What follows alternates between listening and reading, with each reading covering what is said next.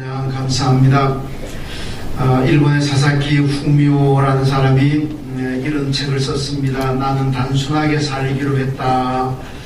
이런 책을 썼는데 여기서 이분이 강조하는 것은 미니멀리스트가 되어라, 미니멀리스트가 되라, 그런 얘기를 강조합니다. 이 미니멀리스트가 어떤 사람이냐면 자신에게 정말로 꼭 필요한 물건이 무엇인지 아는 사람, 그리고 자기가 가지고 있어야 될 정말 소중한 것을 위해서 다른 것을 버릴 줄 아는 사람, 이런 사람이 미니멀리스트라 그랬습니다. 이게 옛날에 일본의 옛날에 아니고 요즘도 일본의 유행어라고 합니다.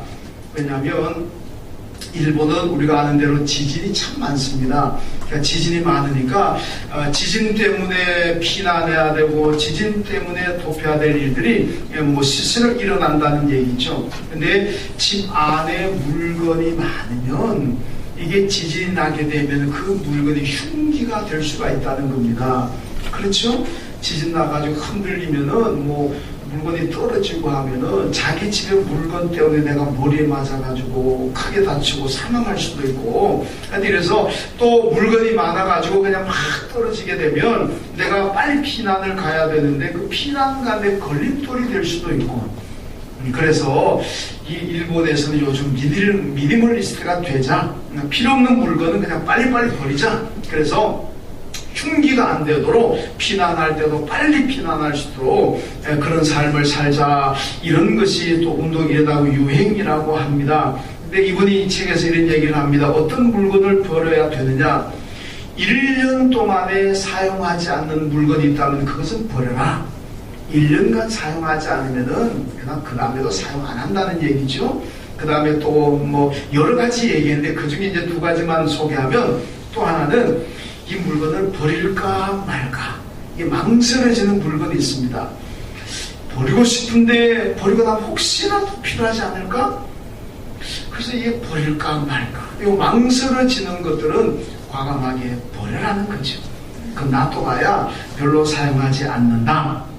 그래서 이분은 내게 정말 소중한 것을 알고 소중한 것을 위해서 물건을 잘 버리는 사람이 미니멀리스트고, 이런 사람들이 행복하게 산다. 삶이 바뀌어요. 어떤 사람들은 집안에 뭘 많이 둠으로써 행복을 느끼고 만족하려고 하는 사람이 있는가 하면, 어떤 사람은 집안에 물건을 쫙 버리고 그럼으로써 이게 참 행복하다, 멋있다, 또 이렇게 생각하는 사람들도 있는데, 이번의 얘기는 그냥 잘 필요 없는 것을 버리면은 삶이 달라지고 행복해진다, 그런 얘기를 합니다. 물론 우리가 살아가면서 어떤 물건이라든가 이 물리적으로 버리는 것도 중요하지만은 우리는 신앙인으로서 영적인 미니멀리스트가 되어야 됩니다. 그러니까 영적인 미니멀리스트, 영적으로 우리가 신앙을 위해서 버려야 될 것, 이걸 진정 잘 버릴 수 있는 그런 성경적인 미니멀리스트가 되어야 된다는 얘기입니다. 여러분, 성경에 보면 영적인 미니멀리스트의 사람이 있습니다. 그가 누구냐? 요셉이죠. 여러분, 요셉은 잘 버립니다. 자, 요셉이 형들에 의해서 억울하게 종으로 팔려가는데 형들에 대한 그 원망과 미움이 얼마나 크겠습니까? 근데 그 원망과 미움을 다 버립니다. 보디발의 집에 종으로 팔려가가지고 주인을 위해 정말 충성을 다했습니다. 성실하게 했습니다. 그런데 돌아온 것은 억울한 누명이잖아요.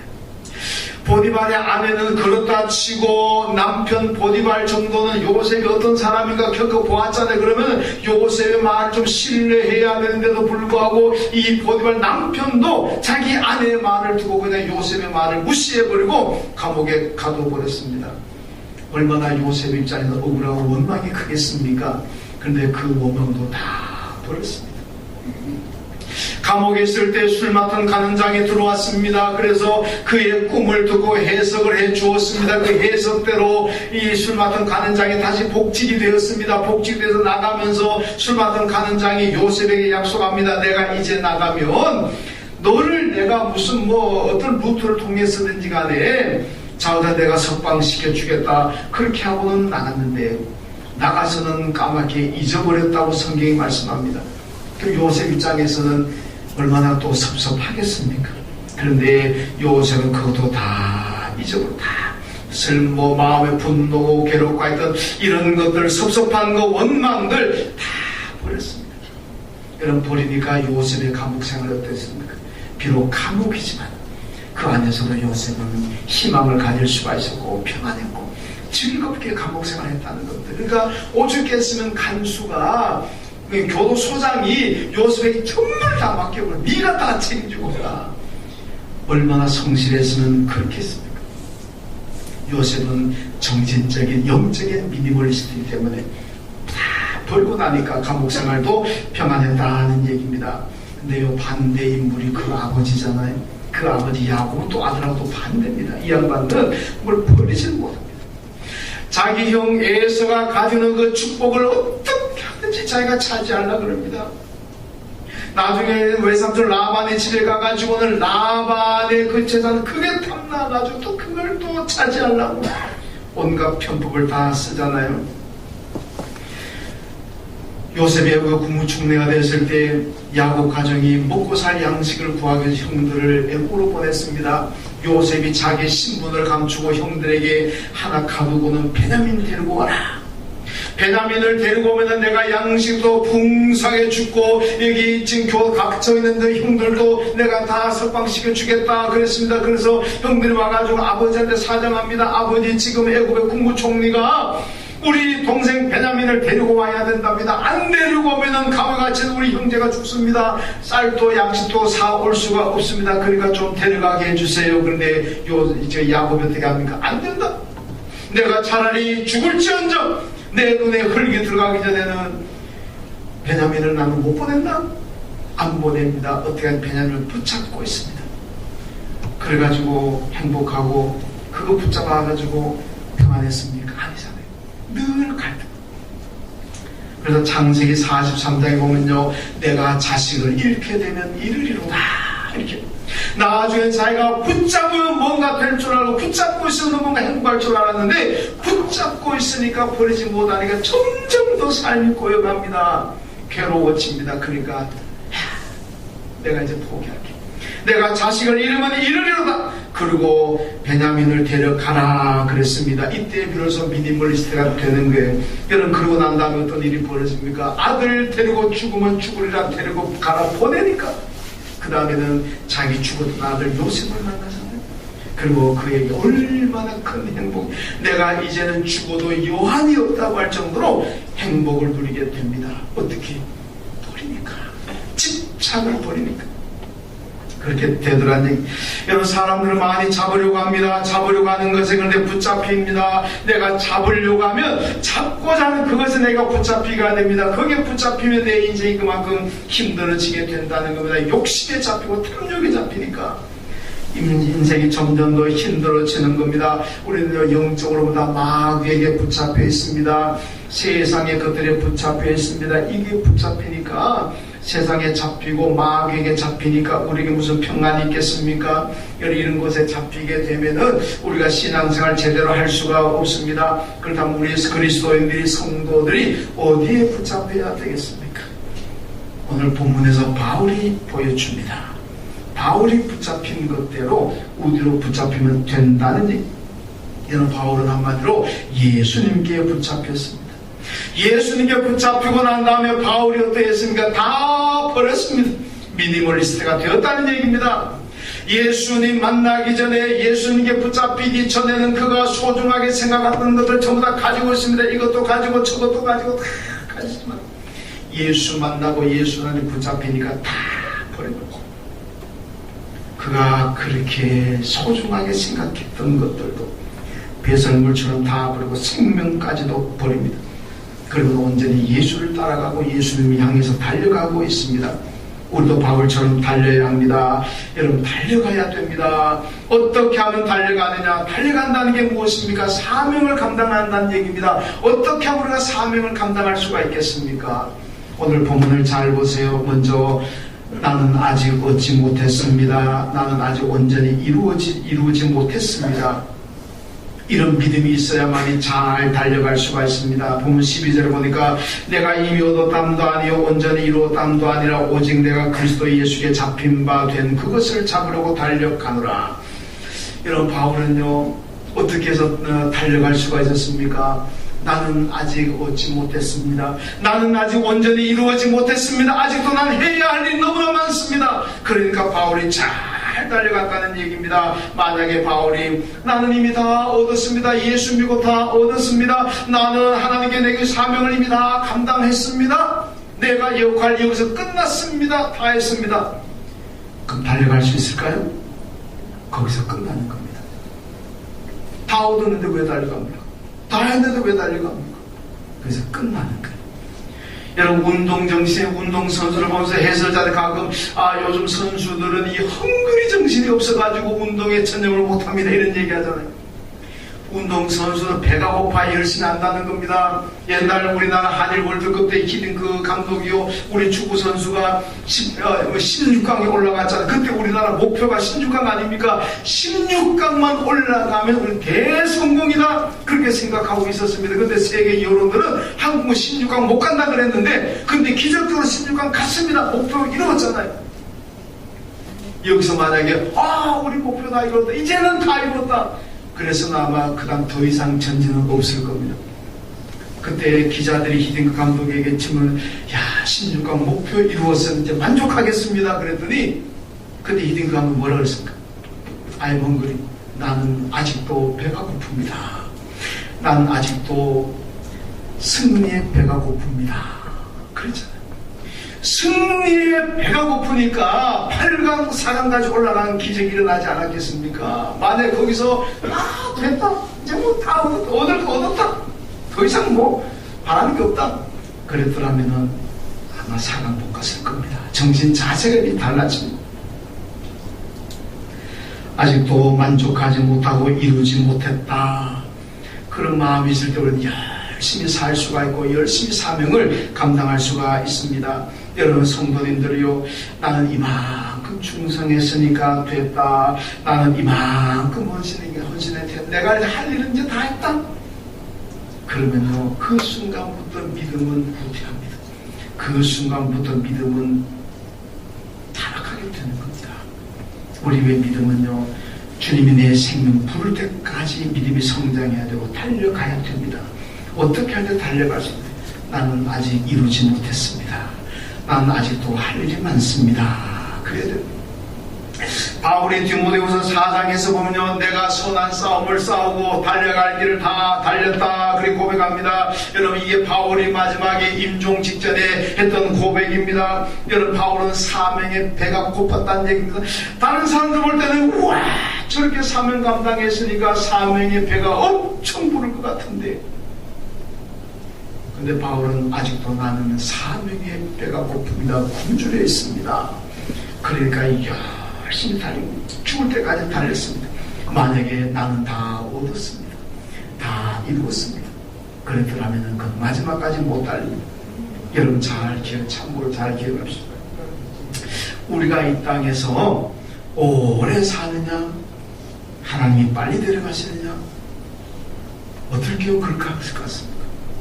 여러분, 기도할 때마다 하나님, 나는 아직도 해야 될 일이 많습니다. 하나님, 내게 사명을 알고 난 해야 될 게 너무너무 많습니다. 그래 기도하면 하나님께 그래 네가 할 일이 많구나, 그럼 네가 더 살아라, 더 오래 살아라. 하나님 그럴 거 아닙니까? 근데 하나님, 나는 다 했습니다. 이제 하나님 나한테 뭘 더 바라십니까? 나는 사명 다 했습니다. 이제 내가 할 일이 없습니다. 이만큼 열심히 했으니까 할 일이 없습니다. 하나님 어떻게 하실 것 같아요? 그래? 너 할 일이 끝났구나. 그러면 천당 와라. 그럼 천당 데려갈지 어떻게 합니까? 별로 공감을 안 하시는 눈치가 나요. 물론 성경에 있는 얘기는 아닙니다. 그럴 것 같아요, 하나님. 여러분, 히스기야 그러자. 히스기야가 하나님, 나는 아직 할 일이 남았습니다. 하나님께서 이사야 통해 히스기야를 불러가려고 그러니까 히스기야가 하나님, 나는 할 일이 남았습니다. 할 일이 남았습니다. 하나님 어떻게 합니까? 그래, 할 일 남았냐? 그 15년 더 살아가. 그 15년 더 살다 가잖아요. 만약에 히스기야가 난 할 일이 끝났습니다, 그래, 그럼 와라, 할 거 아닙니까? 천국 가도 물론 축복이지만은, 물론 천국 가면 우리가 영원히 언제나 가니까 영원히 사는 곳이니까 이 땅에 1년이라도 더 살고 싶은 우리 마음 아니겠습니까? 그래서 기도할 때마다 하나님 나는 더 이상 할 일이 없습니다. 그런 기도 하지 마세요. 그럼 하나님이 데려가십시오. 어떻게 합니까? 하나님 나는 할 일이 많습니다. 이해한교회에서 할 일이 많습니다. 주님 위해서 할 일이 너무너무 많습니다. 그러니까 하나님 내게 건강도 주시고 이 할 일 위해서 내게 물질도 주시고 내게 생명도 더 오래 살게 해주시고 왜? 할 일이 많으니까. 그럼 하나님께서 그런 복도 주실 줄로 믿습니다. 그 다음에 또 하나 뒤에 것은 잊어버려야 잘 달릴 수가 있습니다. 뒤에 것 잊어버리라. 여러분 농공행상이라는 말이 있잖아요. 어떤 장수가 나가서 전쟁에서 승리하게 된 전리품을 나눠줍니다. 어떻게 뭐 똑같이 나눠주진 않잖아요. 공헌도에 따라서 차등에게 나눠줍니다. 대통령이 선거에서 당선되게 되면은 여기도 농공행상이 들어갑니다. 이것도 뭐 우리나라만 있는 게 아니고 어느 나라 다 있습니다. 부정적으로 보면 부정적으로 볼 수 있지만 또 긍정적으로 볼 수도 있는 거예요. 왜? 내가 대통령 된 내 공을 많이 세웠으니까 또 뭐 절금 놔두듯이 자리 한 자리씩 뭐 주잖아요. 뭐 다 그렇게 합니다. 그런데 어떤 사람이 내가 크게 공헌했음에도 불구하고 나한테 어떤 자리도 하나 안 주면은 섭섭하잖아요. 아, 내가 저렇게 열심히 했는데 어떻게 나한테 모름치만 하냐. 섭섭한 마음 가지게 되잖아요. 그래서 그게 심하게 되면 그래 나를 이렇게 나한테 배신 내가 그렇게 공헌했는데 배신할 수가 있느냐? 그럼 옛날에 뭐 안 좋은 거 있으면 다 터뜨려버리죠. 양심선은 그래가 다 터뜨려버려. 그래가지고 또 가운데 또 가는 사람도 나오고 이게 우리가 흔히 볼 수 있는 우리나라의 자화상 안의 사회 모습 아니겠습니까? 왜 그렇습니까? 지난 날을 잊지 못하니까 그런 거예요. 우리 신앙인들이 열심히 봉사하고 수고했는데 교회가 알아주지 않고 목사가 알아주지 않고 당회가 알아주지 않고 하나님도 알아주지 않는 것 같으면 여러분 섭섭한 마음이 들 수가 있습니다. 왜 내가 이렇게 열심히 했는데 하나님이 내게 축복 안 주시네. 내가 열심히 했는데 왜 이렇게 교회는 나를 몰라주나. 그럼 그게 섭섭해가지고 그만두기도 합니다. 난 더 이상 못하겠다. 알아주지도 않는데 내가 왜 하느냐. 그런 마음 가질 수도 있습니다. 왜 이런 생각을 가집니까? 지난 날을 내가 자꾸 기억하고 있으니까 내가 이만큼 했는데 내가 이만큼 충성했는데 왜 날 몰라주지. 정말 섭하다. 그래서 오늘 본문은요 잊어버려라 그렇게 말씀합니다. 바울이 그러잖아요. 나는 뒤에 것은 다 잊어버리고 앞만 보고 달려간다. 그러니까 바울이 일생 동안 죽을 때까지 달려갈 수 있었던 거예요. 만약 바울도 뒤에 거는 아이고 하나님 내가 이렇게 열심히 했는데 내가 생명을 바쳐 열심히 했는데 어떻게 해서 나한테는 이럴 수가 있습니까? 왜 내가 열심히 했는데 왜 감옥에 갇히도록 왜 돌에 맞도록 하십니까? 그런 마음 가졌다면 바울도 섭섭해서 못 달렸을 겁니다. 근데 뒤에 것은 다 잊어버렸어요. 여러분 갈렙이라는 사람이 있잖아요. 가나안 정복의 1등 공신입니다.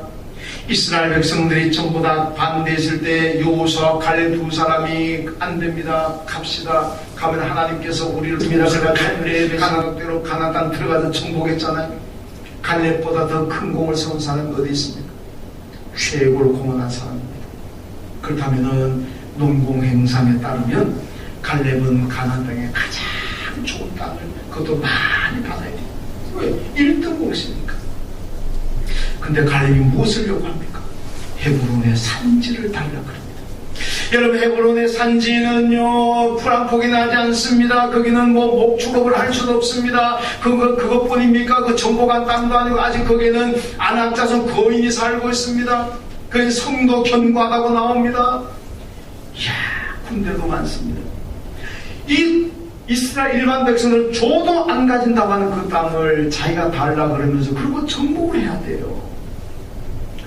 얼마나 위험이 있는 땅이겠습니까?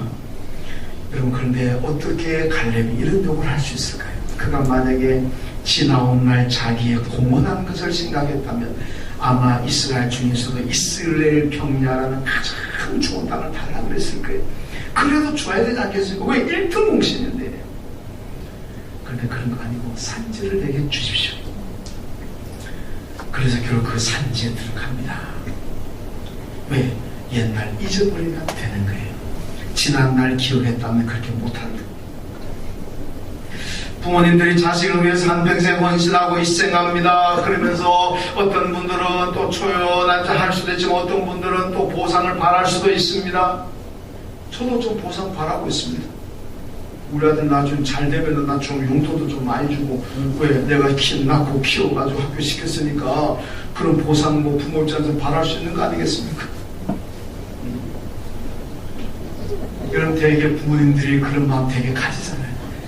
열심히 희생합니다. 헌신합니다. 빚을 내서라도 등록금 주고, 빚을 내서라도 좀 원하는 옷, 메이크업 사주고. 왜 그럽니까? 네가 잘 되면 나중에 나 관광이라도 좀 보내주고 용돈이라도 좀 주라. 뭐 그런 의미도 있지 않습니까? 그런데 이 자식들이 커가지고 지네들만 잘 먹고 잘 살고 용돈도 안 주고 관광도 안 보내주고 그러면은 부모님 마음이 섭하잖아요. 내가 너를 어떻게 키웠는데, 나는 안 입어도 너는 입혔고, 나는 안 먹어도 너는 먹였고, 나는 학교를 안 가가지고 나누고 기억자도 모를 정도지만 그래도 나는 너를 교육시키기 위해서 열심히 뒷바라지 했고, 그런데 네가 어떻게 나한테 이럴 수가 있냐? 얼마나 섭섭합니까? 왜 그렇습니까? 지난 말을 자꾸 기억하고 있거든. 그걸 잊어버리면 괜찮은데, 안 잊어버리고 기억하고 있으니까 내가 너를 낳을 때 지금까지 얼마나 헌신했는데 섭섭한 거예요. 여러분, 성도들도 마찬가지입니다. 내가 지금까지 충성하고 헌신했다. 여러분, 한 해 동안에 충성하셨습니다. 헌신하셨습니다. 하나님께 여러분들 많은 것을 드렸습니다. 그래서 우리 교회가 금년에도 은혜 가운데 축복 가운데까지 나왔습니다. 얼마나 감사한 일입니까? 그런데 여러분, 이 해를 지나면 다 잊어버리고 새해를 맞이하세요. 그거 기억하면요, 내년 가면 섭섭한 일 생길 겁니다. 아니, 내가 교회에서 이렇게 헌신했는데, 내가 하나님 위해서 이렇게 생명 바쳤고 정말로 바쁜 시간 냈고 내가 이렇게 많은 하나님 앞에 드리면서 했는데 어떻게 하나님 이럴 수가 있고 교회가 이럴 수가 있느냐? 섭섭한 마음 들면은요, 내년에는 믿음의 길 달려가기 힘듭니다. 가다가 쓰러지고 넘어지고 포기하고 그럴 수가 있다는 겁니다. 잊어야 합니다. 한 해 동안 충성하고 헌신하고 드린 거 잊어버리고 그리고 새해를 맞으십시오. 그러면 내년에도 잘 달려갈 수 있어요. 여러분, 롯의 아내가 소돔과 고물산 탈출하다가 숨기둥 됐잖아요. 왜 그랬습니까? 뒤를 돌아보다가, 뒤를 돌아보지 말라 그랬는데 뒤를 돌아다가 숨기둥 됐습니다. 이게 주는 메시지가 무엇입니까? 우리도 살아가면 자꾸 뒤를 돌아보게 되면 여러분, 롯의 아내처럼 영혼의 생명이 죽을 수가 있다는 겁니다.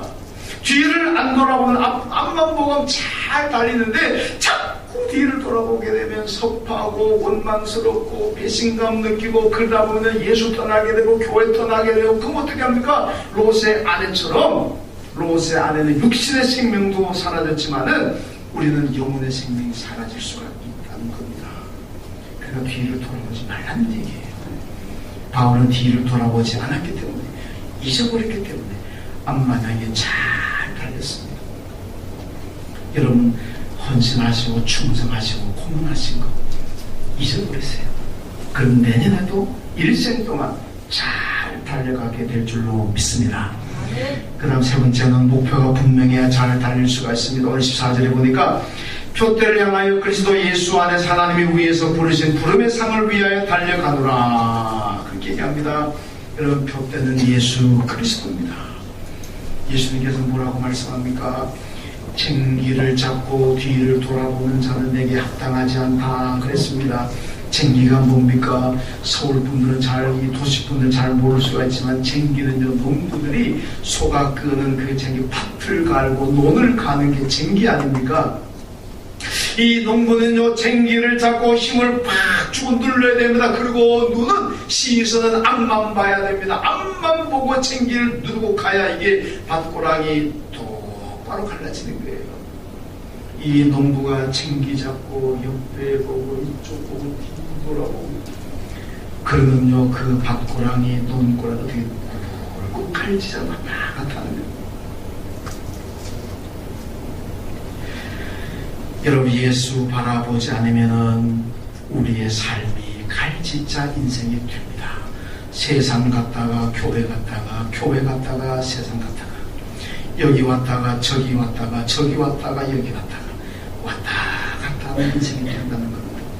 그러니까 우리가 똑바로 천국 가는 길로 똑바로 가려면 바울이 바라보던 예수 그리스도, 그 예수만 바라보고 살아가야 될 줄로 믿습니다. 여러분, 이 여호수아서를 보게 되면 하나님께서 여호수아에게 모세들을 이어서 이스라엘의 지도자로 삼으시고 오면서 그렇게 약속합니다. 너가 앞으로 가나안 땅 들어가게 되면 내가 너의 길을 평탄케 할 것이고 너의 길을 형통하게 할 것이다, 그렇게 약속합니다. 그런데 형통하고 평탄하게 하기 전에 하나님께서 여호수아에게 요구하는 게 있습니다. 너는 말씀을 떠나서 좌우나 우로나 치우치지 마요. 오직 말씀 가운데로 행하라. 오직 말씀만 붙잡고 여호와 하나님만 바라보고 앞으로 가라. 그러면 그 좌우로 치지 말고 앞으로만 가라. 그러면 내가 너의 길을 평탄하게 할 것이고 형통하게 한다, 그랬습니다. 여러분, 우리가 살아가는 게 다 평탄한 삶을 원하지 않습니까? 다 형통한 삶을 원하지 않습니까? 그러면 어떻게 해야 되냐? 앞만 보고 가지 앞에 가서 예수 그리스도만 바라보고 말씀 가운데 행하며 가야 됩니다. 그래야 우리의 삶이 형통하고 평안할 줄로 믿습니다. 여러분, 요셉이요, 창세기 맞았고 요셉이 죽으면서 유언을 합니다. 그 유언이 뭡니까? 앞으로 너희들이 언젠가는 하나님의 인도로 가나안 땅에 들어갈 것이다. 애굽에서나 출애굽에서 가나안 땅 들어가게 될 것이다. 그럴 때 너희들 나갈 때 너희들끼리만 가지 말고 내 유고를 반드시 파가지고 가나안 땅 가서 믿어달라. 이걸 유언을 합니다. 여러분, 유언치고는 한 몇백 년 후에 일어날 일인데 자기 유골이 무슨 가난이 있으면 어떻고 애굽에서 어떻습니까? 사실 우리나라도 이 사후세계를 유교나 이런 데서 하는 데 같은 굉장히 중요하게 생각하잖아요. 요즘 다 화장하는데, 여러분, 예수 믿는 사람들은요, 그 어디 묻히도 뭔 상관 있습니까? 다 천국 가는데. 근데 요셉이 그 유골이 어디 묻히기 뭐 그래 중요해? 그 유언으로 남기겠습니까? 그 의미를 잘 알아야 됩니다. 요셉은 이스라엘 백성들에게 가나안의 목표를 잊어버리지 말라, 그겁니다.